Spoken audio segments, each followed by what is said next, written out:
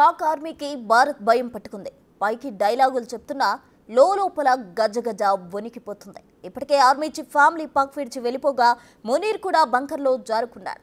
ఇటు పీఓకేలోని ఉగ్రవాద శిబిరాలు ఖాళీ చేయించింది.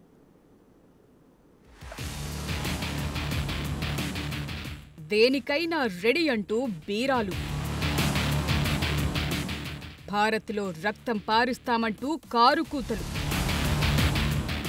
కన్నుకు కన్ను పన్నుకు పన్ను అంటూ డైలాగులు. తీరా కట్ చేస్తే Pak army chief missing.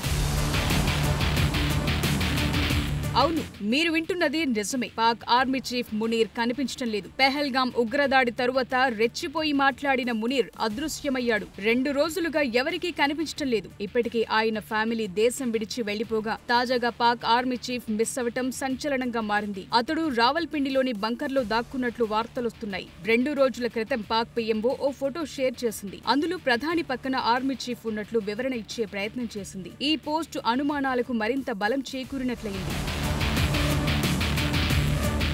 Pahalgam ఉగ్రదాడికి Bharat ప్రతీకారం తీర్చుకుంటుందనే భయం పాక్ ఆర్మీకి పట్టుకుంది. దేనికైనా సిద్ధం, యుద్ధానికి రెడీ అంటూ పైకి మేకపోతు గాంభీర్యాలు ప్రదర్శిస్తున్న లోపల గజగజ వణికిపోతోంది. ఇండియాతో పెట్టుకుంటే ఏం జరుగుతుందో పాక్కు బాగా తెలుసు. గతంలో జరిగిన అనుభవాలు కళ్ల ముందే ఉన్నాయి. సర్జికల్ స్ట్రైక్స్, ఎయిర్ స్ట్రైక్స్ ను ఇంకా మర్చిపోలేదు. ఈసారి భారత్ నుంచి అంతకు మించి రియాక్షన్ ఉంటుందని భావిస్తోంది పాక్.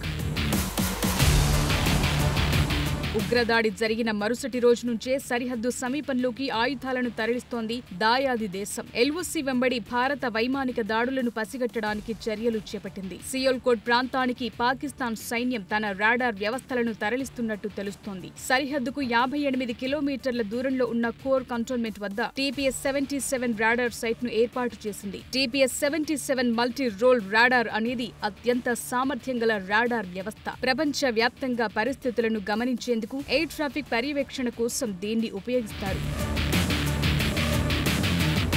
ఇటు పీఓకేలోని ఉగ్రవాద లాంచ్ ప్యాడ్లను ఖాళీ చేయిస్తున్నట్లు తెలుస్తోంది. ఉగ్రవాదులను ఆర్మీ షెల్టర్లు, బంకర్లకు తరలించడం ప్రారంభించింది. పీఓకే ప్రాంతం అంతటా చాలా లాంచ్ ప్యాడ్లు ఉన్నట్లు భారత భద్రతా సంస్థలు గుర్తించిన కొంతసేపటికి పాకిస్తాన్ ఈ చర్య తీసుకుంది. క్యాల్, సర్ది, దుధ్నియల్, అత్ముఖం, జురా, లిపా, పచ్చిబన్, ఫార్వర్డ్ కహుటా, కోట్లీ, ఖుయిరట్ట, మంధర్, నికాయల్, చమన్కోట్, జంగోట్ నుండి ఉగ్రవాదులను తరలించినట్టు నిఘా వర్గాలు చెప్తున్నాయి. పాక్ చర్యలను ఇండియన్ ఆర్మీ ఎప్పటికప్పుడు పసిగడుతోంది. ఇప్పటికే ఎల్ఓసి వెంబడి నిఘా పెంచింది. ఫ్రంట్ లైన్ ఫైటర్ జెట్స్ తో విన్యాసాలు చేపట్టింది. గత వారం రఫేల్ సహా ఫైటర్ జెట్లు పెద్ద ఎత్తున సైనిక విన్యాసంలో పాల్గొన్నాయి. ఇటు నేవీ కూడా ఎలాంటి పరిస్థితులనైనా ఎదుర్కొనేందుకు సిద్ధంగా ఉంది. దాంతో 2 దేశాల మధ్య యుద్ధ వాతావరణం నెలకొంది.